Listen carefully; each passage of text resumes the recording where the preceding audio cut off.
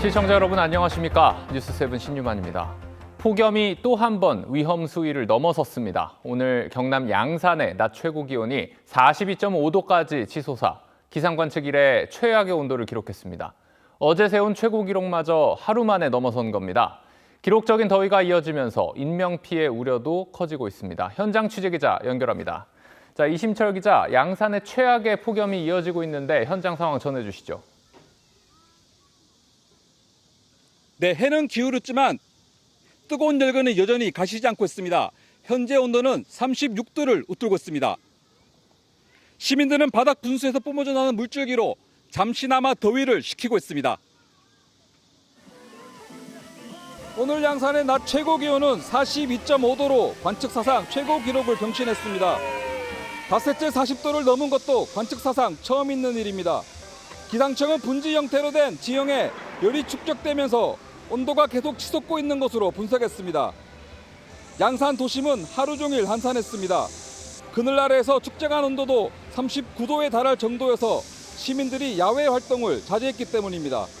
양산시는 도심 열기를 낮추기 위해 12톤 살수차를 동원해 하루 7차례 이상 물을 뿌리고 있습니다. 양산을 포함한 경남 10개 지역에 폭염 중대경보가 내려진 가운데 경상남도는 어제부터 재난안전대책본부를 비상 2단계로 격상했습니다. 도내 8,800여 곳에 무더위 쉼터를 운영하고 재난도우미 2만 4천여 명이 취약계층을 돌보고 있습니다. 하지만 오늘 질환 피해는 계속 이어져 어제 하루 경남에서만 온열 질환자 13명이 추가로 발생했습니다. 다음 주도 경남 지역은 39도 안팎의 극심한 폭염이 계속될 전망입니다. 양산 워터파크 공원에서 TV조선 이심철입니다. 오늘 전남 지역도 양산 못지않게 뜨거운 하루를 보냈습니다. 광양은 올해 처음으로 40도를 넘어섰다는데요. 취재기자 이어서 연결합니다. 자, 박건우 기자, 광양 날씨는 어떻습니까? 네, 광양 해변에 나와 있습니다. 이맘때면 피서객들로 붐비는 곳이지만 기록적인 폭염 탓에 보시는 것처럼 한산한 모습입니다. 낮 시간대 광양 시내 곳곳을 둘러봤는데요. 열기에 놀란 시민들이 분수대 물로 땀을 식히는 모습이 눈에 띄었습니다. 너무 땀도 나고 너무 더운 날씨 때문에 어지럽고 해서 물가 쪽이다 보니까 온도가 그나마 좀 낮다 생각해서 왔어요. 오늘 오후 3시 20분쯤 전남 광주 광양시 광양읍의 기온은 41도까지 치솟았습니다. 자동기상 관측 장비 기준으로 광양에서 기온이 40도를 넘어선 건 이번이 처음입니다. 네, 어제 그제는 그래도 밖에 돌아다닐만 했는데 오늘은 너무 더워가지고 노래방에 계속 있었습니다. 팔도 많이 탔거든요. 제가 원래 하얀 편인데 그래가지고 요새 날씨 덥다는 게 체감이 되고 있어요. 광양을 비롯해 여수 39.3도, 보성 벌교 38.7도, 광주 37.4도 등 전남 광주 대부분 지역이 폭염에 달아올랐습니다. 건설 현장과 농어촌 곳곳에선 작업을 조정하거나 중단했고 양식장과 축산 농가도 폭염 피해 대응에 나섰습니다. 내일부터는 충청과 수도권 등 서쪽 지방으로 폭염이 확대될 전망입니다. 기상청은 한낮 야외 활동을 줄이고 불가피하게 외출할 경우 물을 자주 마시고 그늘에서 충분히 쉬어달라고 당부했습니다. 전남 광주 광양시에서 TV조선 박건우입니다. 서울을 비롯한 수도권의 낮 기온도 35도 안팎까지 올랐는데요. 내일부터는 37도에 육박하는 더 강한 폭염이 예보됐습니다. 주말 시민들은 도심 속 하천과 물놀이장을 찾았고 록 페스티벌 현장에선 물대포를 맞으며 더위를 달랬습니다. 차순우 기자가 취재했습니다.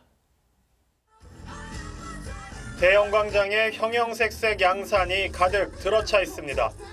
인천 록 페스티벌 공연장입니다. 땡볕을 피해 양산 아래 자리 잡은 관객들. 무대 위에서 180톤에 달하는 물이 쏟아지자 환호성과 함께 일제히 뛰기 시작합니다. 이열치열이라는 말도 있잖아요. 근데 락이야말로 정말 그 더위를 잊게 만들 수 있는 최고로 뜨거운 음악이 아닌가. 도심 열기를 피해 청계천을 찾은 시민들도 물속에 발을 담그며 더위를 식힙니다. 계곡에 놀러 온 것 같은 느낌이 들어서 도심 속에서 이런 걸 즐기니까 새롭고 좋습니다. 입수가 금지된 청계천도 다음 주말까진 이렇게 물놀이가 허용됩니다. 광화문 광장 한복판에 설치된 대형 물놀이장에선 워터 슬라이드가 인기입니다. 더위가 날아가는 것 같아요. 맞아요. 재밌는 건 진짜 이 슬라이드를 엄청 추천드려요. 도심 분수대는 아이들 차지가 됐습니다. 수도권 전역에 폭염특보가 발효된 가운데 어제 하루에만 전국에서 온열 질환자 96명이 발생해 누적 환자 수는 1,880명을 넘어섰습니다. 기상청은 내일 서울의 낮 최고 기온이 37도까지 오르는 등 폭염이 기승을 부릴 것으로 전망했습니다. TV조선 차순우입니다. 폭염과 가뭄이 겹친 유럽에선 강바닥이 드러나면서 선사시대 동물뼈까지 발견됐습니다. 남미엔 폭설과 폭우가 내렸는데 홍수 우려에 악마의 목구멍으로 불리는 이과수 폭포 대표 관람 코스는 한 달여간 문을 닫기로 했습니다. 임유진 기자입니다. 유럽 10개국을 가로지르는 다뉴브강. 곳곳에 강바닥이 그대로 드러났습니다. 폭염 속 극심한 가뭄에 유량은 평년의 3분의 1 수준까지 줄었습니다. Ne pamtim da je bio nešto niži nego sada, sad je najniži, to i govore mjerenja u zadnjih 100 godina da je sada najniži. 불가리아에서는 수위가 낮아지며 유람선이 좌초됐고 메마른 강바닥에선 빙하기에 살았던 매머드 뼈까지 발견됐습니다. Защото това ниво на реката сега е в Дунав, но в предишни столетия, хилядолетия, вероятно е било блато. 냉각수를 취소할 수 없어 원전 가동도 잇따라 중단됐습니다. 반면 지구 반대편 브라질에는 기록적 폭우가 쏟아졌습니다. 세계 최대 규모인 이과수 폭포의 수량은 3배 가까이 불어났습니다. 칠레는 도시가 물에 잠기는가 하면 산악지대는 폭설에 뒤덮였습니다. Fue tan rápido todo que no alcancé a sacar la nada misma cosa. 폭염과 폭우 등 지구촌의 극단적인 기상은 온난화로 해수면 온도가 오르면서 대기 중의 수증기가 늘어난 게 주요 원인입니다. Esto lo que produce al ser energía básicamente que se va a transmitir a la atmósfera va a produce típicamente cambios en toda la circulación general, no solo a nivel local sino global. 세계 기상기구는 엘니뇨가 더욱 발달하면 극단적 기상 현상이 일상이 될 수 있다고 경고했습니다. TV조선 임유진입니다. 마른 장마에 이어 어느 때보다 극심한 폭염이 장기화되면서 화재 위험도 매우 커졌습니다. 전북 김제의 갈대밭에선 불이 17시간 넘게 이어졌고 동해의 한 사찰에 템플스테이 건물도 전소됐습니다. 강석 기자가 보도합니다. 시뻘건 불길과 함께 연기가 하늘로 솟구칩니다. 밤새 이어진 불길에 갈대밭은 시커먼 재로 변했지만 불길은 좀처럼 잡히지 않습니다. 어제 낮 12시 40분쯤 전북 김제시 만경읍 갈대밭에서 불이 났습니다. 불은 17시간여 만에 꺼졌지만 축구장 280개 면적이 수초로 변했습니다. 소방당국은 갈대 수확장비에서 불이 시작된 것으로 보고 화재 원인을 조사하고 있습니다. 자기 작중에 온수 성임의 컨디션하고 주변에 갈대가 이렇게 불이 났다고 하네요. 불타는 사찰 앞에서 소방대원들이 연신 물줄기를 뿌립니다. 어제 낮 3시 40분쯤 강원 동해시 사마사 템플스테이 건물에서 불이 났습니다. 참가자 6명 모두 무사히 대피해 인명피해는 없었습니다. 나머지 분들이 대피를 했다는 거고 어쨌든 다 지금 대피는 했거든요. 지금은 운영을 중단한 상태예요. 고온 건조한 날씨가 이어지면서 작은 불씨도 큰 불로 이어질 가능성이 매우 높은 상황. 마른 장마 형태로 진행되는 경우에는 화재 발생 빈도 혹은 또 화재 발생 가능성도 높아지고 일반적인 화재에서도 확산도 굉장히 빠르게 될 수 있는. 소방당국은 화기 사용과 전기기구 점검에 각별한 주의를 당부했습니다. TV조선 강석입니다.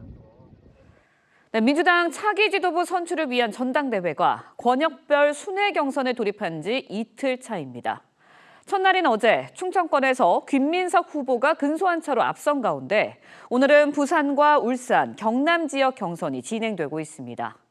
조금 전 경남 창원에서 합동 연설회가 끝이 났는데요. 현장에 나가 있는 취재기자 연결해 보도록 하겠습니다.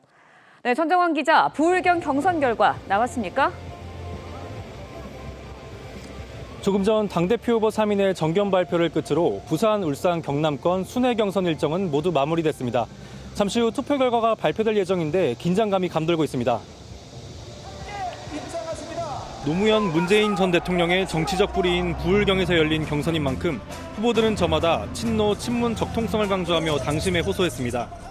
검찰청 폐지하고 보안사건 폐지하고 검찰개혁을 완수했습니다. 노무현 대통령께 보고드립니다. 뒤이어 연단에 오른 송영길, 김민석 후보는 나란히 정 후보를 겨냥했습니다.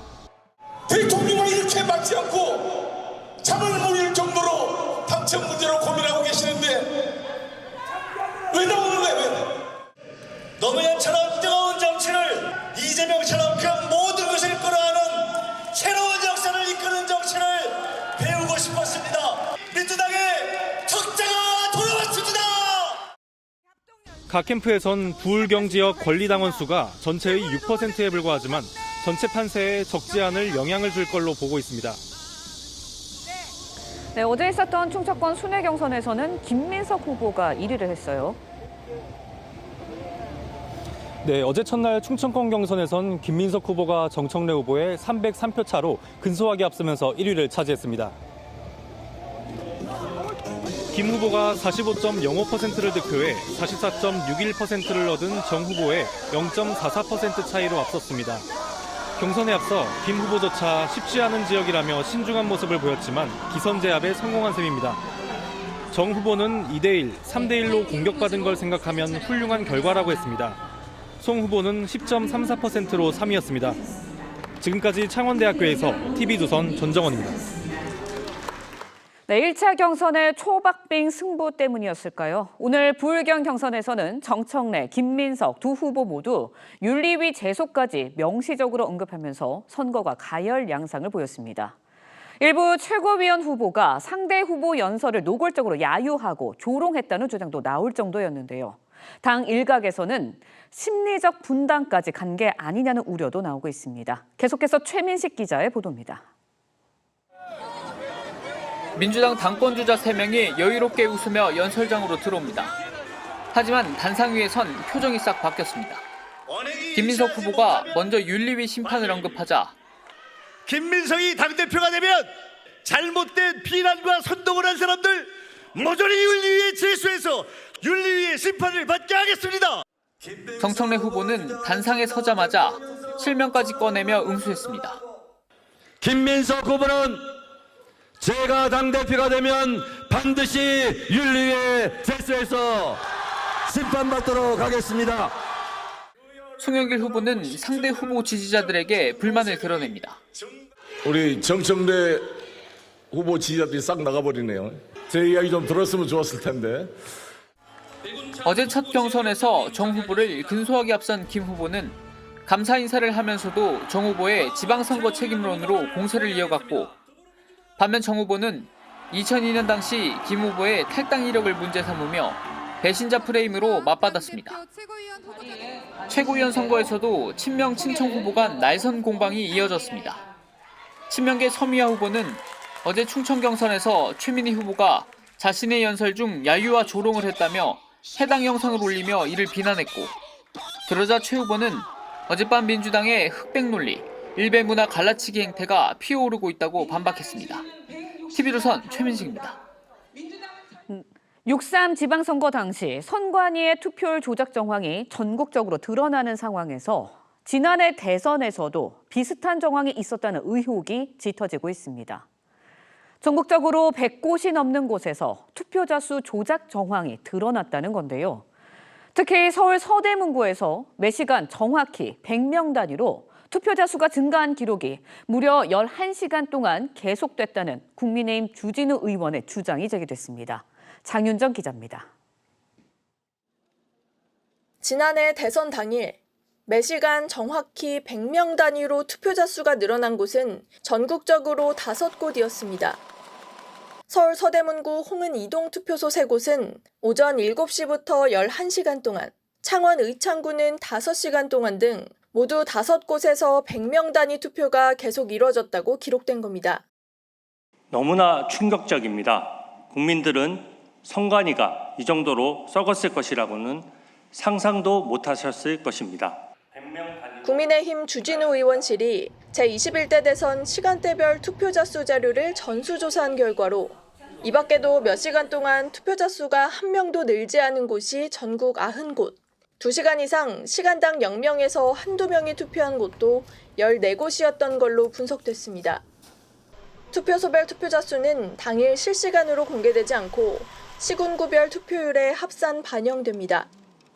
국민의힘은 특검 수사 대상에 선거관리 전반 시스템이 포함된 만큼 지방선거는 물론 지난해 대선 등을 포함한 선관위 전산 서버에 대한 강제 수사가 필요하다는 입장입니다. 6.3 지방선거뿐만 아니라 공소시효가 만료되지 않은 나머지 선거에서도 서버 관련된 조작 관련된 것들이 있는지를 확인해야 되는 것이 특검의 임무라고 생각을 하고 있습니다. 지방선거 당시 투표율 조작 의혹이 대선과 총선 등 이전 선거로까지 확산되는 모습입니다. 중앙선관위는 현재 합동수사본부 수사가 진행 중인 만큼 별도 입장을 내기 어렵다고만 했습니다. TV조선 장윤정입니다.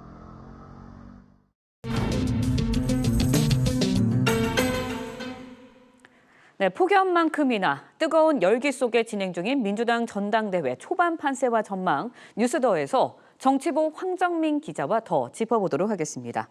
네, 황 기자, 먼저 앞서 중계로도 현장을 연결했었는데 영남권의 개표 결과 아직 나오지 않은 거죠? 네, 아직 개표 결과가 발표되지는 않았지만 지금 소병훈 선관위원장에게 개표지 결과가 전달이 된 상황이고요. 네. 이제 조금 있으면 개표 결과가 나올 듯합니다. 자세한 내용은 세밀한 분석을 마친 뒤에 보다 정확하게 들려드릴 수 있을 것 같고요. 예.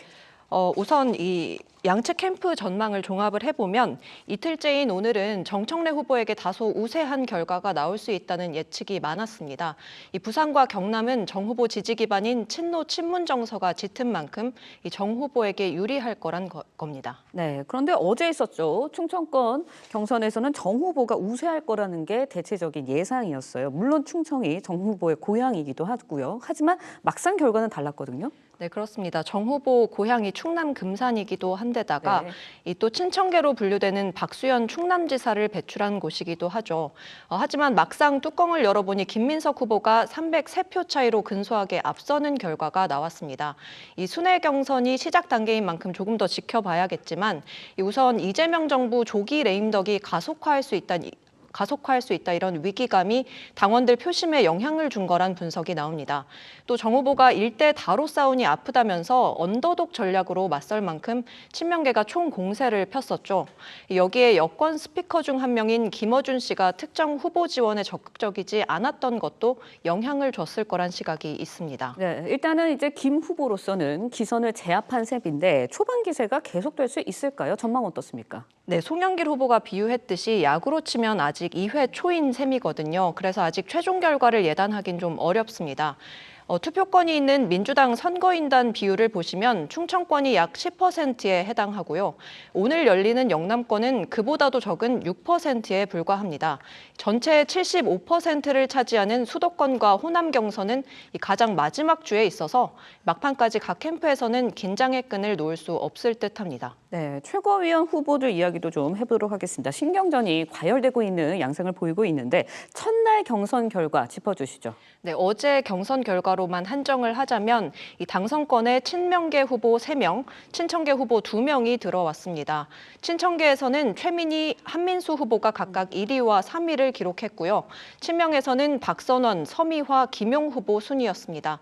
다만 뒤이은 친청계 이성윤 후보가 5위와 격차가 1.63%포인트에 불과해서 예단은 아직 어렵습니다. 네, 이번에는 선관위 이야기도 짚어보도록 하겠습니다. 조금 전에 저희가 리포트로도 전해드렸는데 선관위 관련 의혹이 두 달째 계속되고 있습니다. 마치 고구마 줄기를 캐듯이 이어지고 있어요. 네, 서울에서 시작된 투표용지 부족 사태가 전국적인 문제로 드러나더니 이제는 투표율 조작 의혹이 지난 대선과 총선까지 번지고 있습니다. 여야가 특검에 합의한 상황에서 민주당은 수사 범위를 무한정 확대할 수는 없다는 입장이지만 국민의힘은 지난 대선과 총선까지 들여다봐야 한다고 주장하고 있습니다. 네, 물론 이제 선관위의 부실 관리, 각종 의혹 철저히 규명을 해야겠습니다. 하지만 이 문제가 국민의힘 안에서는 또 다른 딜레마로 연출이 되고 있다고요? 네, 국민의힘 입장에서는 이제 올림픽공원 시위 문제를 넘어서서 당 쇄신 등 소위 자강에 나서야 하는데 이 선관위 사태가 장기화하면서 장동혁 대표가 이걸 지지층 결집의 동력으로 삼으려는 모습을 보인다는 겁니다. 지난주 선관위 특검법이 통과된 당일 저녁에 장 대표는 다시 올림픽공원을 찾아서 시위대 환호를 받았죠.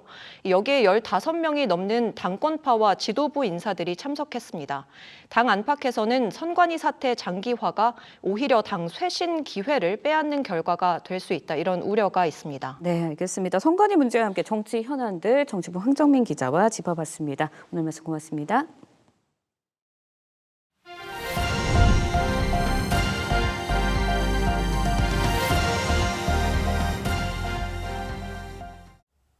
미국 트럼프 대통령이 이란을 강하게 치겠다고 예고했었죠. 그 시점이 이번 주말일 가능성에 긴장이 고조됐었는데 트럼프 대통령이 결국 한밤중 SNS를 통해 공격 계획을 전격 취소했습니다.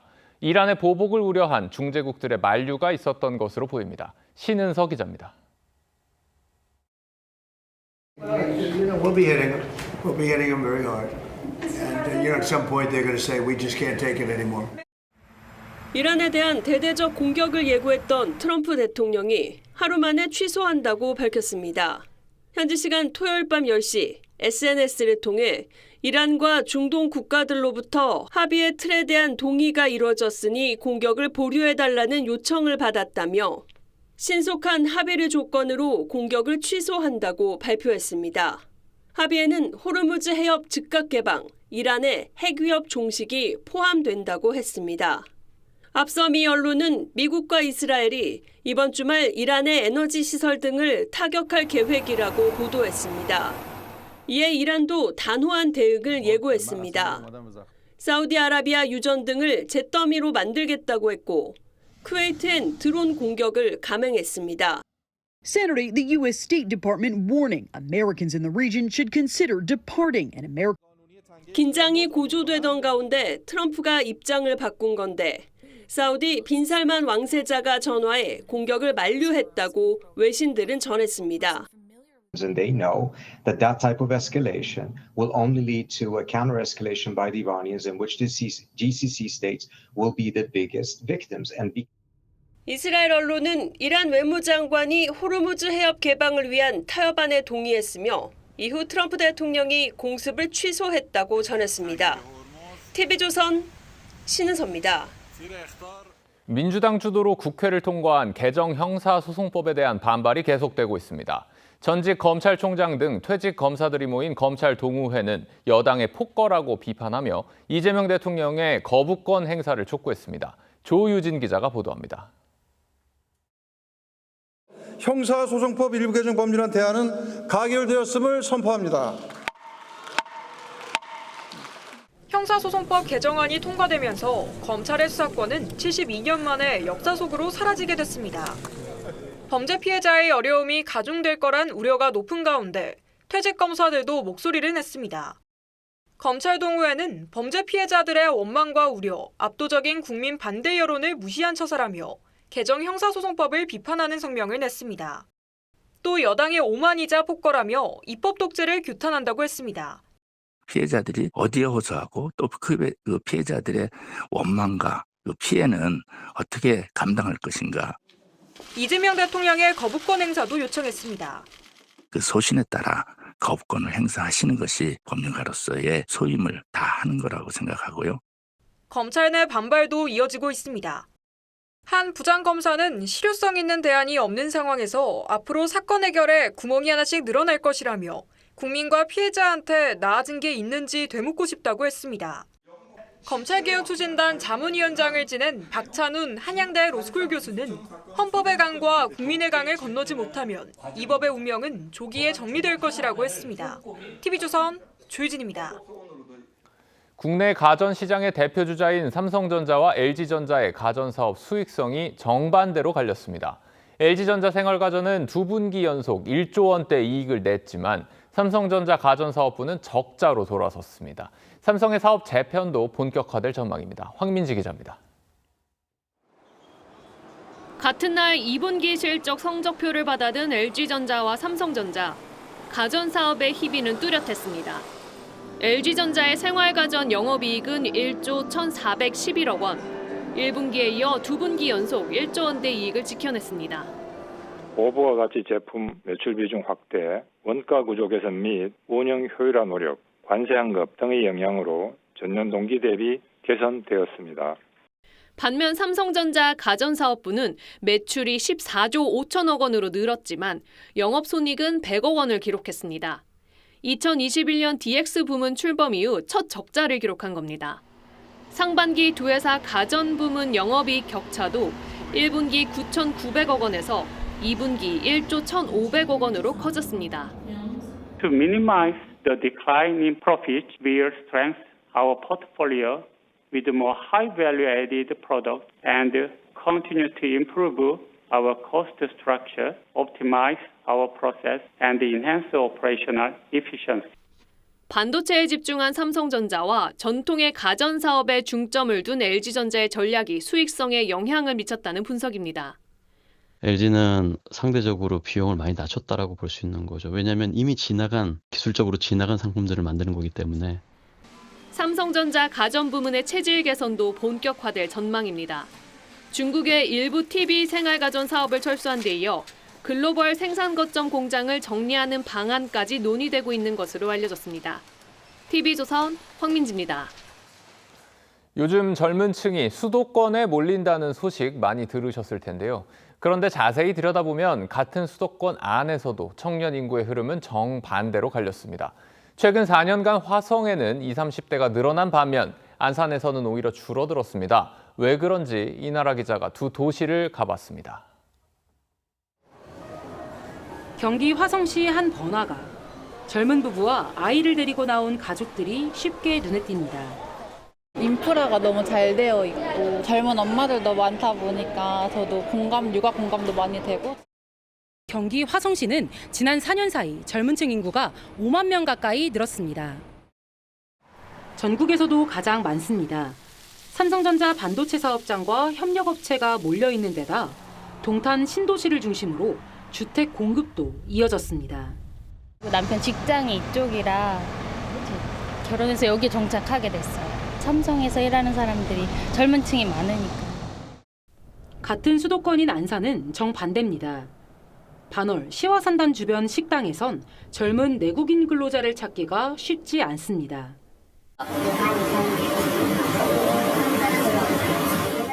같은 기간 안산에서는 2030 세대 19,779명이 빠져나가 전국 77개 시 가운데 순유출 규모가 가장 컸습니다. 나가는 사람은 있는데 채용할 여력은 이제는 없는 거예요. 2030이 과연 여기 와서 할까요? 이런 흐름은 전국적으로도 비슷합니다. 화성, 평택, 아산처럼 첨단 산업이 커지는 도시에는 청년층이 몰리는 반면 안산, 창원, 부천 등 전통 제조업 중심 도시에서는 청년 유출이 두드러졌습니다. 주변 환경과 또 정주 요건, 그다음 인프라 이런 것들도 많이 보기 때문에 빅테크 기업들이 있는 그런 지역으로 유입이 더. 일자리의 차이가 청년들이 사는 도시까지 갈라놓고 있습니다. TV조선 이나라입니다.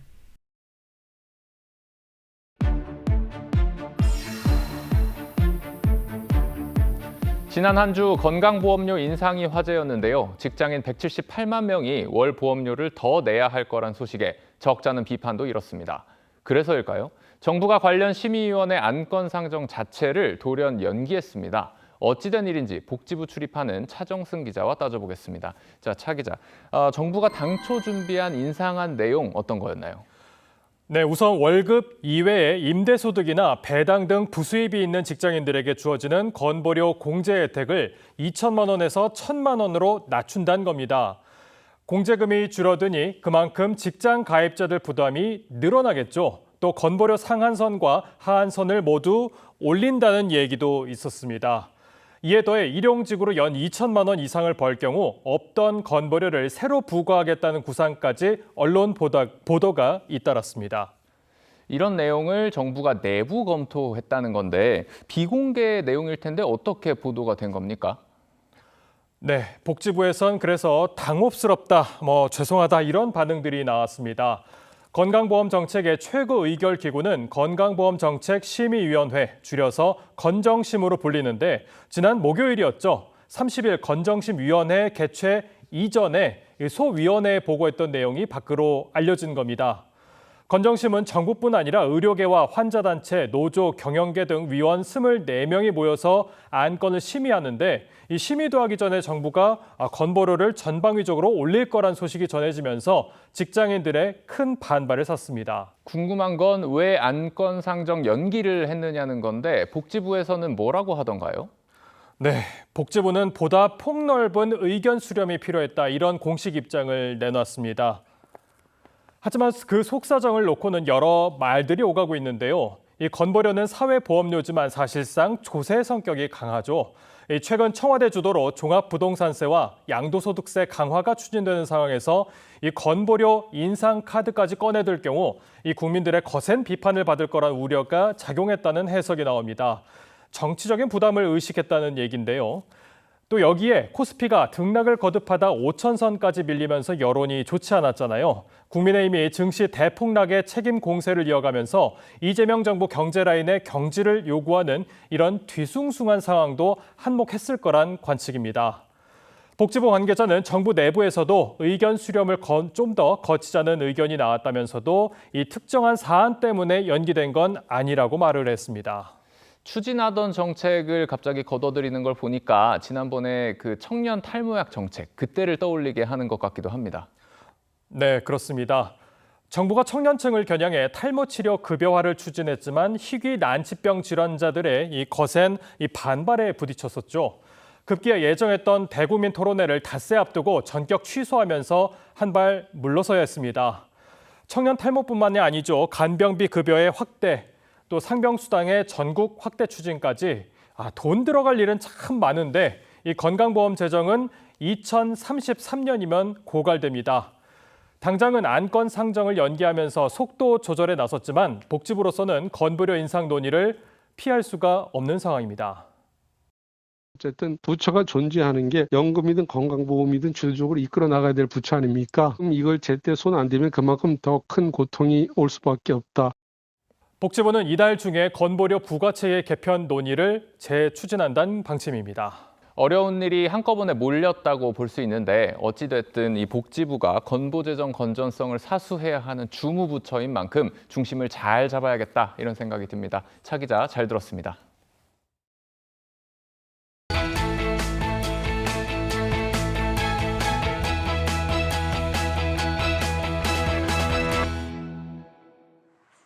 (40도) 가까이 오르는 폭염 속에 요즘 패딩과 무스탕을 찾는 사람들이 늘고 있습니다.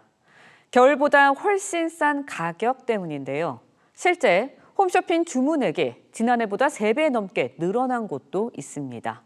미리 옷을 장만하는 역시즌 소비가 뜨거운 건데 트렌드 리포트 요즘에서 자세히 짚어봤습니다. 박상현 기자입니다. 한여름 아울렛 매장에 두꺼운 패딩이 걸려 있습니다. 반소매 차림의 손님들은 패딩을 입어보고 가격표도 꼼꼼히 살핍니다. 곳곳에는 최대 70% 할인 안내문이 붙었습니다. 정가 139만 원인 패딩은 41만 원, 100만 원 가까이 싸졌습니다. 너무 비싸서 사지 못했던 제품들이 있는데 싸게 살 수 있는 기회들이 많은 것 같아서 계절을 거꾸로 사는 소비자는 숫자로도 나타났습니다. 주요 홈쇼핑의 역시진 의류 주문액은 적게는 40%, 많게는 340% 넘게 증가했습니다. 무스탕이나 코트 등 역시즌 패션 수요가 여름에 몰리면서 이것들이 매출로 지금 입증되고 있습니다. 수요가 늘자 업체들은 2월 상품뿐 아니라 올겨울 신상품까지 일찌감치 내놓고 있습니다. 대부분 신상하고 2월이 같이 들어오고요. 물건의 스타일 수가 매우 다양한 편이에요. 소비자는 싸게 사고 업체는 겨울까지 보관해야 할 재고를 줄일 수 있습니다. 의류회사가 돈을 버는 건 겨울 의류거든요. 겨울 의류가 보관비가 비싸요. 그래서 빨리빨리 처분해서 관리 비용도 줄일 수 있는 효과가 있습니다. 한여름에 겨울 옷을 사는 조금 이른 쇼핑이 고물가 시대의 알뜰 소비법으로 자리 잡고 있습니다. TV조선 박상현입니다. 네, 방금 들어온 소식 전해드립니다. 더불어민주당의 이틀차 영남권 순회 경선 결과가 방금 나왔습니다. 어제 충청에서 김민석 후보가 승리한 데 이어 오늘은 정청래 후보가 1위를 차지했습니다. 정치부 연결해 보도록 하겠습니다. 신경희 기자, 자세한 결과 전해주시죠. 네, 부울경 지역 민주당 당원 투표 결과 정청래 후보가 1위에 올랐습니다. 정 후보와 2위 김민석 후보의 표차는 1,500여 표로 집계됐는데요. 어제 1일차 경선에선 김민석 후보가 303표 차로 정 후보를 앞섰는데 오늘 2차 경선에선 다른 결과가 나온 겁니다. 정 후보 측은 오늘 승리로 어제 충청의 석패를 뒤집고 반격의 토대를 만들었다는 평가를 받고 있습니다. 송영길 후보는 어제에 이어 오늘도 3위에 그쳤지만 최대 승부처인 호남에서 반전을 노린다는 전략입니다.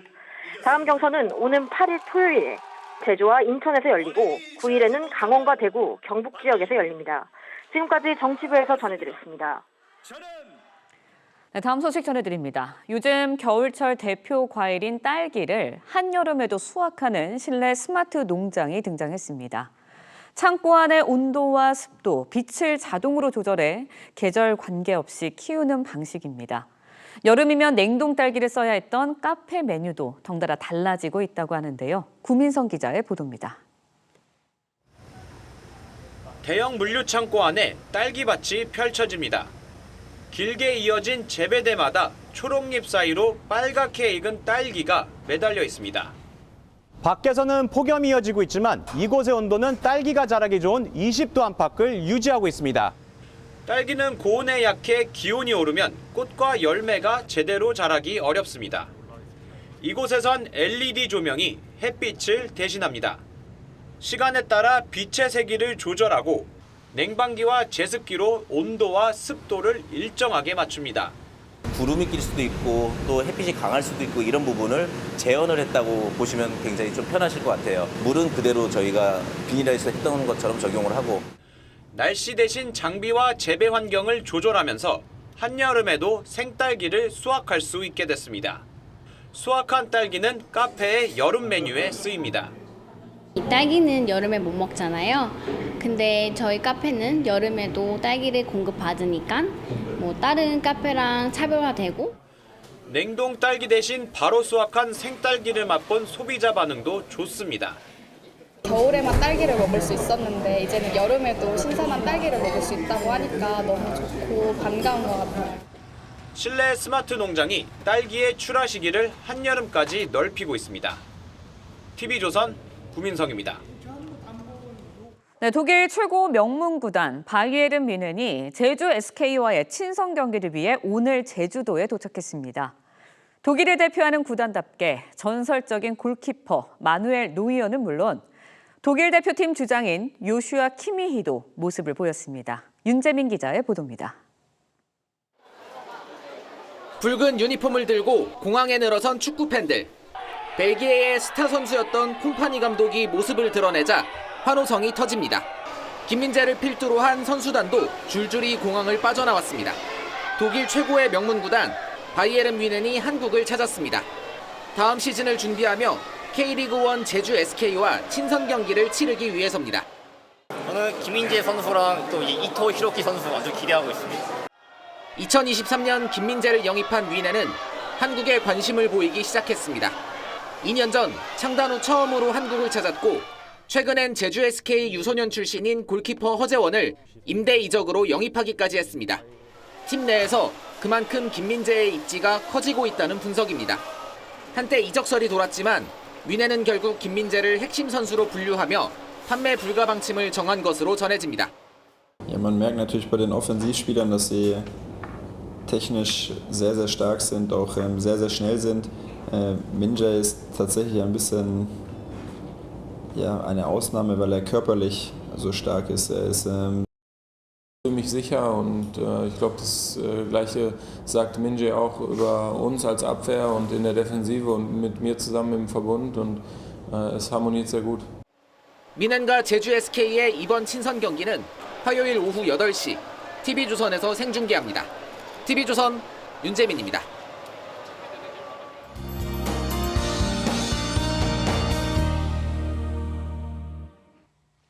물속으로 풍덩 뛰어들고 싶은 무더운 날씨가 이어졌습니다. 오늘도 강릉 경포대에는 더위를 날려보내려는 피서객들로 붐볐는데요. 계속되는 더위에 폭염특보는 또 한 번 확대됐고요. 연일 폭염 기록을 갈아치우고 있는 양산은 오늘 42.5도까지 치솟으며 또다시 최고 기온을 경신했습니다. 42도를 넘긴 기록적인 더위는 기상 관측 이래 이번이 처음입니다. 내일부터는 동풍 계열의 바람이 불어들면서 서쪽 지역을 중심으로 극심한 더위가 찾아오겠는데요. 반면 양산 등 동쪽 지역은 극한 더위에서 벗어나며 한숨 돌릴 수 있겠지만 그래도 덥겠습니다. 내일도 대체로 맑은 가운데 강원 내륙을 중심으로는 소나기가 지나겠습니다. 내일 아침 기온 서울 26도, 부산 27도로 전국 대부분 지역에 열대야가 이어지겠습니다. 한낮 기온은 서울 37도, 광주와 대구 39도까지 오르겠습니다. 화요일에는 충청 이남을 중심으로 소나기가 지나겠고요. 입추에도 더위는 꺾이지 않을 전망입니다. 날씨였습니다. 8월 2일 일요일 뉴스7 마칩니다. 시청해주신 여러분 고맙습니다.